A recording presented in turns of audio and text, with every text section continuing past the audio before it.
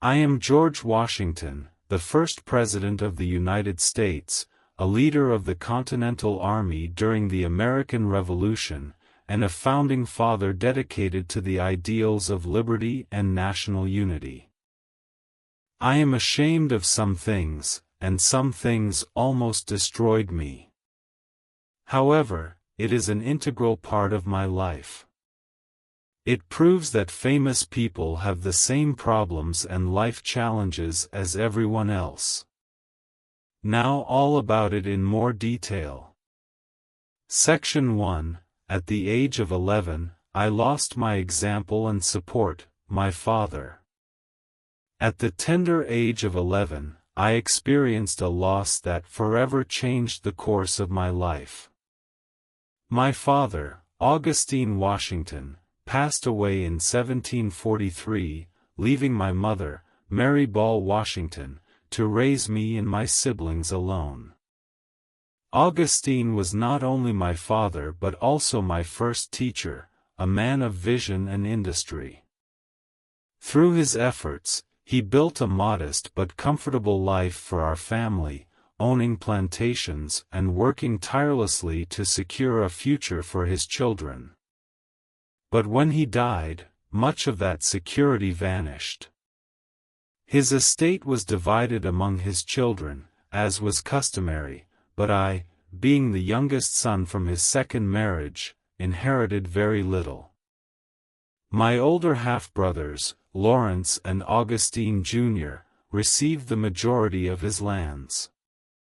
My mother, a woman of strong will and practical determination, was left to manage what remained.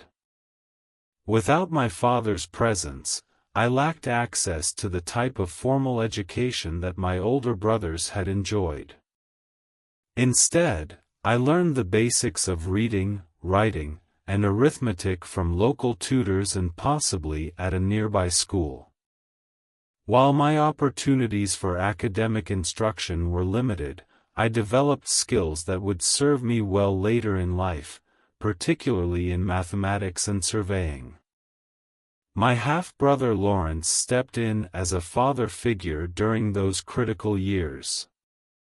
He had inherited Mount Vernon, a property that would later become synonymous with my own name, and he was a significant influence on my development. Lawrence had served in the British Navy and exposed me to the world of military service, land management, and leadership. In many ways, the loss of my father pushed me to mature quickly. By the age of 16, I began working as a surveyor for Lord Fairfax, a wealthy landowner in Virginia. This work not only provided me with an income but also gave me an intimate understanding of the land, the people, and the frontier that would become central to my later military and political career. While my father's death was a heavy blow, it was not an uncommon occurrence in colonial America, where life expectancy was short, and children often faced such hardships. What set me apart, I believe, was how I responded to this loss. I learned self-reliance, perseverance, and the importance of hard work. When Lawrence fell ill with tuberculosis, I traveled with him to Barbados in 1751, hoping the climate would improve his condition. It was my only trip outside of the American colonies, and it exposed me to new ideas and experiences. Unfortunately, Lawrence's health continued to decline, and he died in 1752.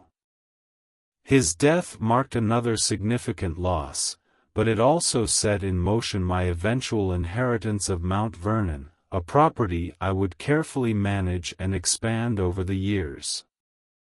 These early losses shaped my character and my approach to leadership. I learned to carry responsibility at a young age, to make decisions without always having the guidance of elders, and to stand firm in the face of adversity.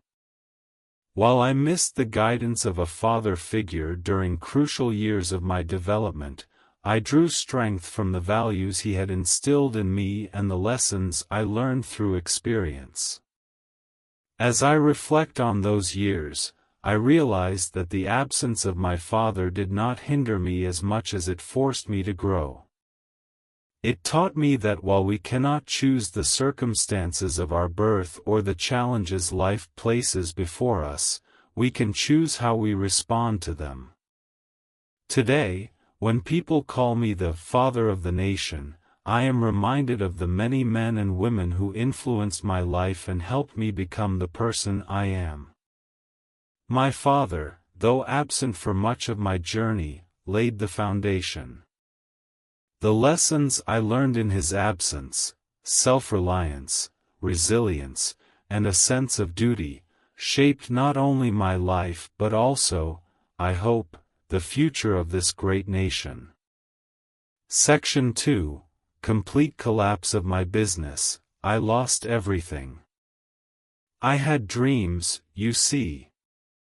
A man is never born without them. Even as a young lad, beneath this broad sky, my heart swelled with the promise of land and labor, of tilling the soil and sowing the seeds of prosperity.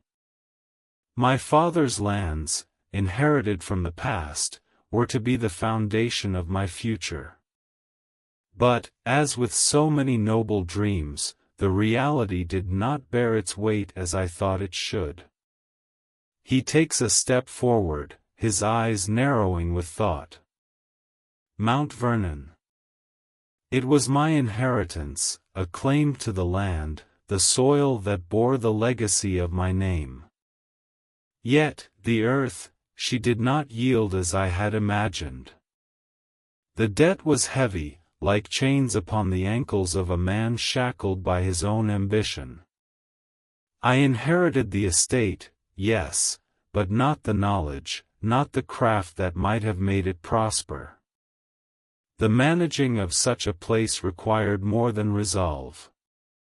It demanded skill, a talent I did not yet possess. He pauses, his voice darkens with the weight of failure. I thought it would be simple. The land, such a fine thing, would provide. With my hands, I would shape it, make it bend to my will. I could not. The debt mounted with every passing season, and the estate, Mount Vernon, my inheritance, slipped through my fingers like sand through an open fist. I had the ambition, I had the drive, but what good is that if a man lacks the knowledge? And how foolish, how bitter it is, to watch the sweat of your brow turn to naught. My ledger grew heavier, and I felt the weight of each debt like a stone upon my chest. He grows more intense, speaking almost to himself. And yet, I could not surrender. My pride, the pride of a man, the pride of a Washington, stood before me. I had inherited more than land, I had inherited responsibility. This estate was mine to steward. To fail now would be a failure of character. To turn away would be to admit that the very earth beneath my feet would not be tamed. His voice softens, becoming reflective. There were days when I could not look upon the fields without feeling the sting of frustration. The crops did not grow as they should. The harvests came late, and the people who worked the land were few in number and fewer in spirit. And there were times I would not speak of, when I would stare out over the fields, beneath the great, merciless sky, and wonder if I would ever find the way. He sighs deeply, stepping back slightly, as if distancing himself from the pain. I feared, in those years, that I was not fit to carry my name, that I was not fit to carry the burden of responsibility that had been thrust upon me. His tone shifts, more resolute, stronger. But then, there came a moment of clarity. It was not the land that had failed me, but my own limitations. I was not yet the man I needed to be, but I would become him. Mount Vernon, with all its debts and failures, would be the forge in which I would mold myself. A soldier, a leader, these things came later, yes, but they were born from the failures of a farmer, from the humiliation of defeat in the soil. He stands taller now, his voice rising with confidence. I learned. Oh, how I learned. And with each failure, I grew. The soil did not yield to me then, but I did not yield to it. The land taught me that it is in the soil's stubborn resistance that a man discovers his true strength.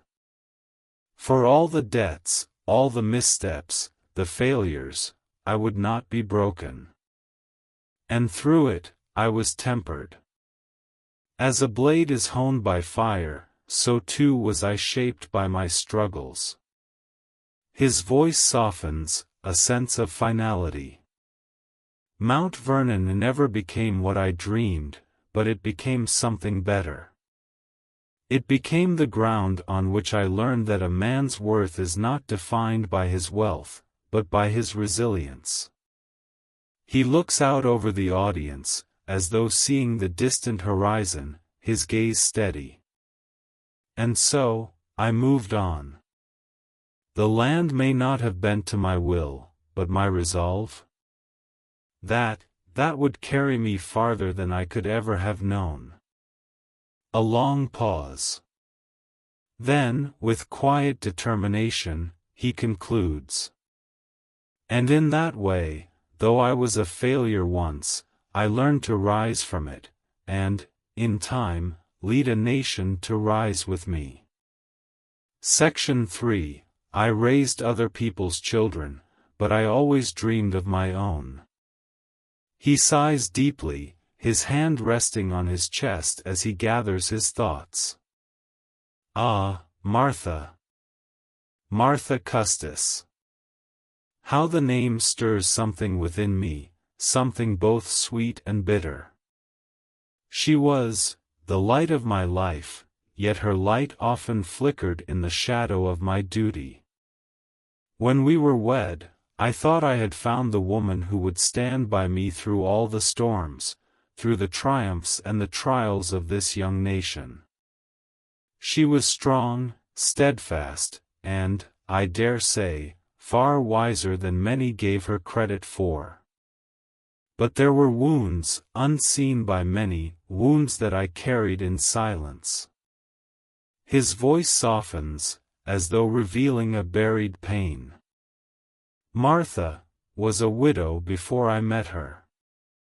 And she brought with her not just the grace of her heart, but 2 children, 2 young souls who were not mine by blood. Oh, I loved them as my own, in the way that a man can love those whom he must protect and guide. But there was a part of me, a small and quiet part, that could not help but feel a loss. The children I had longed for, the children who would carry my name and my legacy, were never to be. He pauses, his hands clasped before him, struggling to hold the weight of the thought. It was a loss that gnawed at me in the quiet of the night, when the burdens of a nation and the responsibilities of public life left no room for such personal desires. I took to my duties with the same fervor with which I took to war, but there were times, too many times, when I yearned for what might have been. To see my name live on in the laughter of children, ah, how that would have been a balm for my soul. He straightens, the tension lifting slightly as his tone turns more resolute. But Martha, dear Martha, was a woman of great understanding. She saw my struggles. She knew of my sacrifices, my devotion to the cause of liberty. She stood beside me, yes, as a wife, but also as a partner in the larger war of this fledgling country. And yet, even in our unity, there were times, when the pressures of the presidency, when the weight of the revolution, kept me distant from her. I could not always be the man she needed, and that is a regret I carry still. He lowers his gaze, a moment of introspection. There were days, during those long, troubled years, when I would return to Mount Vernon, only to be met with silence in the halls. I, who had led an army, commanded armies, and stood at the very heart of this new nation, could not lead my own heart to be what it ought to be. And Martha deserved more than my absences, more than my neglect. She deserved my full attention, my unwavering presence. But the weight of the world bore down upon me. A long pause. He lifts his head, voice gaining strength. And yet, despite it all, Martha never wavered. She stood by me, always. Through the battles, the burdens, and the betrayals of the world, she remained constant. She gave me her trust, her love, her unwavering support. She was my anchor when the tempest of public life threatened to drown me. His voice grows tender, almost reverent. How many nights did I lie awake, thinking of her, of how she had borne so much more than any man had the right to ask of her. How many times did I regret the moments I failed to be the man she needed me to be. A wistful smile crosses his face, though it is tinged with sorrow. Martha, she was the heart of Mount Vernon, the soul of my life. Though we did not share children of our own, the children of her first marriage became mine, and through them, I found purpose. Through them, I found a reason to press on, even when my heart felt broken by all that was demanded of me. His gaze hardens with a sense of finality, but there is warmth in his voice. We did not speak of these things, Martha and I. The burdens we bore, each carried them in silence. But I hope she knew, I hope she felt it, that I loved her more than words could ever say. Through every battle, every defeat, and every victory, I loved her. He takes a step back, as if finally releasing the weight of the past. And in the end, when this country was born and the fire of revolution faded, it was her I returned to. It was her embrace that gave me peace. She was the one who held me steady, even when the world seemed to crumble beneath us. He straightens, looking forward, his voice filled with both resolution and a quiet sorrow. A man may lead nations, but it is the woman who stands beside him who makes him whole. And in Martha, I found my strength, my solace, and, for a time, my peace. A pause. He exhales softly, with a mixture of gratitude and regret. If I had only given her more, had only given her all of myself in those trying years, perhaps she might have known the full measure of my love. He bows his head, a final quiet reflection before the lights fade. Section 4. I had my own slaves. He clears his throat, as though steadying himself before revealing a pain long buried. I stand before you, not as a man of titles, not as a hero of revolution, nor as the father of a nation, but as one who carries the stain of his own contradictions. There are shadows in the light of my life, darker than the night itself, and no matter how brightly the sun of history shines upon my deeds, those shadows will remain. He looks down, his hands clasped in front of him, the solemn weight of his words gathering in the air. I was born into a world where the chains of slavery were not only accepted, they were woven into the very fabric of society. As a young man, I inherited this system, this institution. And I, like so many of my time, believed it to be an unchangeable part of life. How could I, a child of Virginia, not? The land, the wealth, the very notion of prosperity, were tied to the labor of those who had no freedom. A deep sigh. He turns his head, as though looking to the past. At Mount Vernon, I did not see the faces of those who toiled in the fields, I saw the hands, the work, the yield. And yet, deep down, I knew something gnawed at my soul. How could I, a man who fought for liberty, for independence from tyranny, justify this injustice? His voice trembles slightly, as if acknowledging the weight of his own thoughts. In the quiet of my thoughts, I began to question. If I was a man of honor, a man of principle, how could I continue to uphold this system that so flagrantly contradicted the very ideals for which I fought? And yet, I was entangled.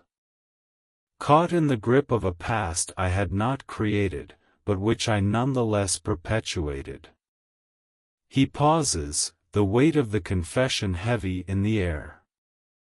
His eyes close as if to shut out the memories. I look back now, and I wonder, how many could have been free, had I acted sooner, had I seen the truth in my heart instead of the convenience of my station? How many lives were shaped by my inaction? How many dreams were crushed beneath the weight of my silence? He opens his eyes, a sharp look of regret in his gaze. And yet, there were moments of clarity. Moments. As the years passed, as my understanding of liberty deepened, I could not escape the realization of the wrongs I had done. I made provisions, yes. I made the decision to free those who served me upon my death.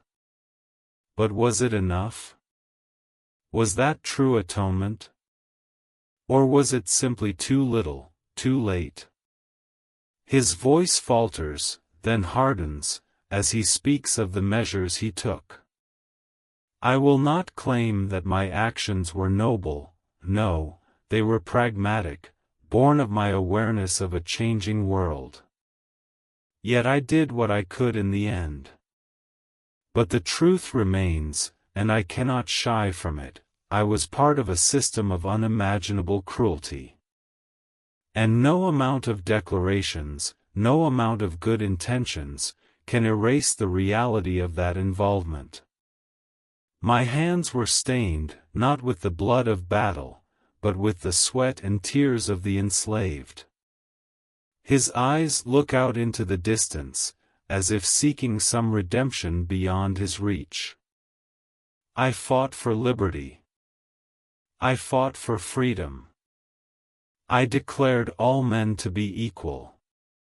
And yet, in my own life, I denied that very truth.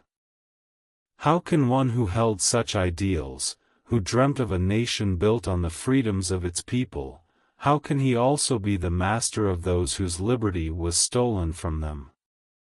His voice breaks, softer now, filled with remorse. I can only hope that history will judge me with the same understanding I now seek within myself.